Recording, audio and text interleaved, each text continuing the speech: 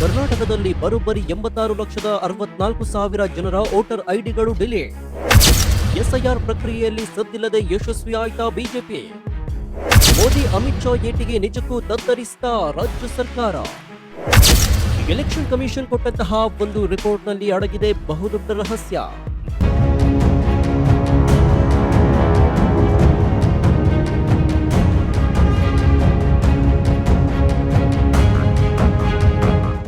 ನಮಸ್ಕಾರ, view point Kannada YouTube ಚಾನೆಲ್ಗೆ ಸ್ವಾಗತ.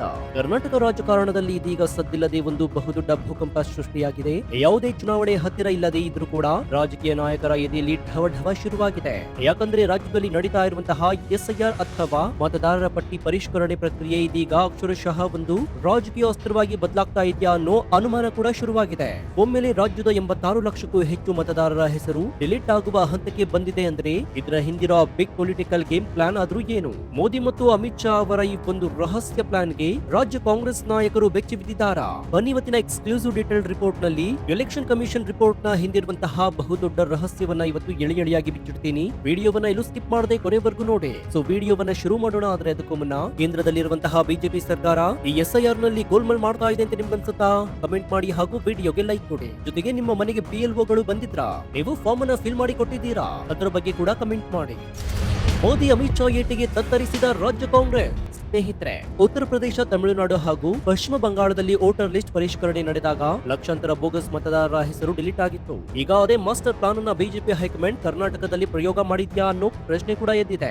ಆರಂಭದಲ್ಲಿ ಎಸ್ಐಆರ್ ಪ್ರಕ್ರಿಯೆ ಶುರುವಾದಾಗ ರಾಜ್ಯ ಸರ್ಕಾರ ಇದನ್ನ ಬಹಳ ಗಂಭೀರವಾಗಿ ತೆಗೆದುಕೊಂಡಿತ್ತು. ಮುಖ್ಯಮಂತ್ರಿ DK ಶಿವಕುಮಾರ್ ಅವರು ದಿಢೀರನೆ ಒಂದು ಖಡಕ್ ಆಗಿರುವಂತಹ ಎಚ್ಚರಿಕೆಯನ್ನು ಕೊಟ್ಟಿದ್ರು. ನೀವೇನಾದ್ರೂ ಈ ಮತದಾರರ ಪಟ್ಟಿ ಒಳಗಡೆ ಬಂದಿಲ್ಲ ಅಂತಂದ್ರೆ ನೀವು ಗ್ಯಾರಂಟಿಗಳನ್ನ ಕಳೆದುಕೊಂಡು ಬಿಡ್ತೀರಾ ಅಂತ DK ಶಿ ಅವರು ಹೇಳಿದ್ರು. DK ಶಿವಕುಮಾರ್ ಅವರು ಯಾಕೆ ಇಷ್ಟು ಆತಂಕದಿಂದ ಈ ಮಾತನ್ನ ಹೇಳಿದ್ರು ಗೊತ್ತಾ? ಯಾಕಂದ್ರೆ ಕಾಂಗ್ರೆಸ್ನ ಸಾಂಪ್ರದಾಯಿಕ ವೋಟ್ ಬ್ಯಾಂಕ್ ಇಲ್ಲಾದ್ರೂ ಕೂಡ ಈ ಪ್ರಕ್ರಿಯೆಯಲ್ಲಿ ಡಿಲೀಟ್ ಆಗ್ಬಿಡುತ್ತಾ ಅನ್ನೋ ಭಯ ಅಪಕ್ಷ ನಾಯಕರನ್ನ ಕಾಡ್ತಾ ಇತ್ತು. ಮೋದಿ ಮತ್ತು ಅಮಿತ್ ಶಾ ಅವರ ಟೀಮ್ ನಕಲಿ ಮತದಾರರನ್ನ ಲಿಸ್ಟ್ ನಿಂದ ಶಾಶ್ವತವಾಗಿ ಎತ್ತಂಗಡಿ ಮಾಡುವ ಪ್ಲಾನ್ ಅನ್ನ ಯಶಸ್ವಿಯಾಗಿ ಮಾಡ್ತಾ ಇದೆಯಾ ಅನ್ನುವಂತಹ ಪ್ರಶ್ನೆ ಕೂಡ ಈಗ ಎದ್ದಿದೆ.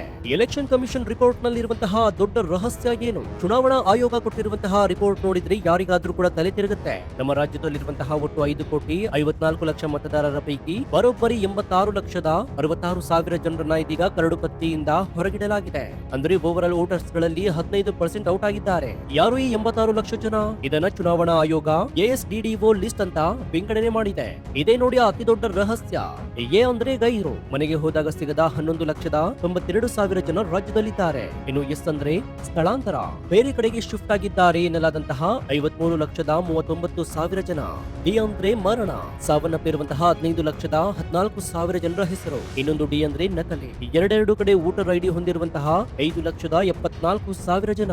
ಓ ಅಂದ್ರೆ ಇತರೆ, ಸರಿಯಾದ ದಾಖಲೆ ಇಲ್ಲದ 4 ಲಕ್ಷಕ್ಕೂ ಅಧಿಕ ಜನ. ಈ 86 ಲಕ್ಷ ಮತಗಳು ಡಿಲೀಟ್ ಆದ್ರೆ ಮುಂದಿನ ದಿನಗಳಲ್ಲಿ ಪ್ರತಿ ವಿಧಾನಸಭಾ ಕ್ಷೇತ್ರದಲ್ಲೂ ಕೂಡ 10,000-15,000 ವೋಟ್ಗಳು ಏರುಪೇರಾಗುವಂತಹ ಸಾಧ್ಯತೆಗಳಿದೆ. ಇದು ನೇರವಾಗಿ ಚುನಾವಣಾ ಫಲಿತಾಂಶವನ್ನೇ ಬದಲಾಯಿಸುವಂತಹ ತಾಕತ್ತನ್ನು ಹೊಂದಿದೆ. ಇದೇ ಕಾರಣಕ್ಕೆ ಕಾಂಗ್ರೆಸ್ ಪಾಳ್ಯದಲ್ಲಿ ಆತಂಕ ಶುರುವಾಗಿದೆ ಅಂತ ರಾಜಕೀಯ ಪಂಡಿತರು ವಿಶ್ಲೇಷಣೆ ಮಾಡ್ತಾ ಇದ್ದಾರೆ. ವೀಕ್ಷಕರೇ, ರಾಜಕೀಯದ ಇನ್ಸೈಡ್ ಪೊಲಿಟಿಕ್ಸ್ ಮತ್ತು ರೋಚಕ ಮಾಹಿತಿಯನ್ನು ಮುಂದುವರಿಸುವ ಮುನ್ನ ನಿಮ್ಗೊಂದು ಸಣ್ಣ ರಿಕ್ವೆಸ್ಟ್. ನೀವು ಈವರೆಗೂ ನಮ್ಮ ವ್ಯೂ ಪಾಯಿಂಟ್ ಯೂಟ್ಯೂಬ್ ಚಾನೆಲ್ ಅನ್ನ ಸಬ್ಸ್ಕ್ರೈಬ್ ಮಾಡ್ಕೊಂಡಿಲ್ಲ ಅಂತಂದ್ರೆ ಈ ಕೂಡಲೇ ಸಬ್ಸ್ಕ್ರೈಬ್ ಮಾಡ್ಕೊಂಡು ಪಕ್ಕದಲ್ಲಿರುವಂತಹ ಬೆಲ್ ಐಕಾನ್ ಅನ್ನು ಪ್ರೆಸ್ ಮಾಡಿ ರಾಜ್ಯದ ಹಾಗೂ ಹೋಗುಗಳು ಹಾಗೂ ನೈಜ ರಾಜಕೀಯ ವಿಶ್ಲೇಷಣೆಗಳನ್ನ ನಿಮ್ಮ ಮುಂದಿಡುವಂತಹ ನಮ್ಮ ಪ್ರಯತ್ನಕ್ಕೆ ನಿಮ್ಮ ಬೆಂಬಲ ಇರಲಿ. ಬನ್ನಿ ವಿಚಾರಕ್ಕೆ ಹೋಗೋಣ. ಬಿಜೆಪಿಯವರ ಉದ್ದೇಶ ಬೋಗಸ್ ಮತದಾರರನ್ನ ತೆಗೆಯುವುದು ಇರಬಹುದು. ಕಾಂಗ್ರೆಸ್ ಅವರ ಉದ್ದೇಶ ತಮ್ಮ ವೋಟ್ ಬ್ಯಾಂಕ್ ಉಳಿಸಿಕೊಳ್ಳುವುದು ಇರಬಹುದು. ಆದರೆ ಎರಡು ಪಕ್ಷಗಳ ರಾಜಕೀಯ ಮೇಲಾಟದಲ್ಲಿ ಸಿಕ್ಕಿಬಿದ್ದು ಒದ್ದಾಡ್ತಾ ಇರುವುದು ನಮ್ಮ ನಿಮ್ಮಂತಹ ಸಾಮಾನ್ಯ ಜನ. ಯಾಕಂದ್ರೆ PLOಗಳಿಗೆ ವಿಪರೀತವಾದ ಕೆಲಸದ ಒತ್ತಡ ಮತ್ತು ಡೆಡ್ಲೈನ್ ಟೆನ್ಷನ್ ಇತ್ತು. ಸಾಕಷ್ಟು ಮನೆಗಳಿಗೆ ಅವರು ಹೋಗೇ ಇಲ್ಲ. ಒಂದ್ ವೇಳೆ ನೀವು ಮನೆ ಶಿಫ್ಟ್ ಮಾಡಿದ್ರೆ ನಿಮ್ಮನ್ನ ಶಿಫ್ಟ್ ಗೆ ಹಾಕಿರ್ತಾರೆ, ಅಥವಾ ಮನೆಗಳಿಗೆ ಬೀಗ ಹಾಕಿದಾಗ ಬಂದಿದ್ರೆ ಆಬ್ಸೆಂಟ್ ಅಂತ ಹಾಕಿ ನಿಮ್ಮ ವೋಟರ್ ಐಡಿಯನ್ನು ಡಿಲೀಟ್ ಮಾಡುವ ಲಿಸ್ಟ್ ಗೆ ಸೇರಿಸ್ತಾರೆ. ರಾಜಕೀಯದವರ ವೋಟ್ ಬ್ಯಾಂಕ್ ಲೆಕ್ಕಾಚಾರದಲ್ಲಿ ಅದೆಷ್ಟೋ ನೈಜ ಕನ್ನಡಿಗರು ತಮ್ಮ ಮೂಲಭೂತ ಹಕ್ಕುಗಳನ್ನು ಕಳೆದುಕೊಳ್ಳುವಂತಹ ಭೀತಿಯಲ್ಲಿದ್ದಾರೆ. ಮೋಸ ಹೋಗದಿರಿ, ನಿಮ್ಮ ವೋಟ್ ಉಳಿಸಿಕೊಳ್ಳಿ. ವೀಕ್ಷಕರೇ, ಪಾಲಿಟಿಕ್ಸ್ ಏನೇ ಇರಲಿ, ನಿಮ್ಮ ವೋಟ್ ಸೇಫ್ ಆಗಿ ಇಟ್ಕೊಳ್ಳಲು ನೀವು ಮಾಡಬೇಕಾಗಿರೋದು ಇಷ್ಟೇ. ನಿಮ್ಮ ಮನೆಗೆ BLO ಬಂದಿಲ್ಲ ಅಥವಾ ನಿಮ್ಮ ಫಾರ್ಮ್ ಸಿಕ್ಕಿಲ್ಲ ಅಂದ್ರೆ ತಕ್ಷಣ ನಿಮ್ಮ ಏರಿಯಾದ BLOಗಳನ್ನ ಭೇಟಿ ಮಾಡಿ. ಆಗಸ್ಟ್ 8ನೇ ತಾರೀಕಿನವರೆಗೆ ಮಾತ್ರ ನಿಮ್ಮ ಹೆಸರು ಈ ಡಿಲೀಟ್ ಲಿಸ್ಟ್ ನಲ್ಲಿದ್ರೂ ಕೂಡ ಸರಿಪಡಿಸಿಕೊಳ್ಳಲು ಅವಕಾಶ ಇದೆ. ಆಗಸ್ಟ್ 17ನೇ ತಾರೀಕು ಕರಡು ಪ್ರತಿ ಬರುತ್ತೆ. ಅದರಲ್ಲಿ ನಿಮ್ಮ ಹೆಸರು ಇದೆಯಾ ಅಂತ ಕಡ್ಡಾಯವಾಗಿ ಚೆಕ್ ಮಾಡ್ಕೊಳ್ಳಿ. ಒಂದ್ ವೇಳೆ ನಿಮ್ಮ ಹೆಸರು ಡಿಲೀಟ್ ಆಗಿದ್ರೆ ಆತಂಕ ಬೇಡ. ಆಗಸ್ಟ್ 17ರಿಂದ ಸೆಪ್ಟೆಂಬರ್ 16ರವರೆಗೆ ಫಾರ್ಮ್ 6 ಅನ್ನ ಭರ್ತಿ ಮಾಡಲು ಅವಕಾಶ ಇದೆ. ಸೂಕ್ತ ದಾಖಲೆ ನೀಡಿ ನೀವು ಮತ್ತೆ ವೋಟರ್ ಲಿಸ್ಟ್ ಗೆ ಸೇರ್ಪಡೆ ಆಗಬಹುದು.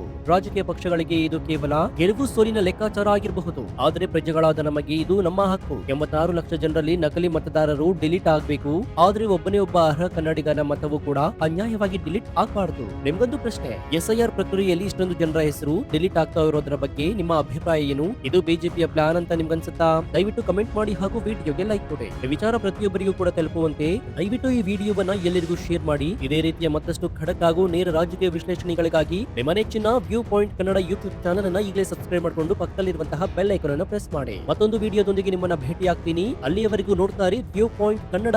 ಧನ್ಯವಾದ.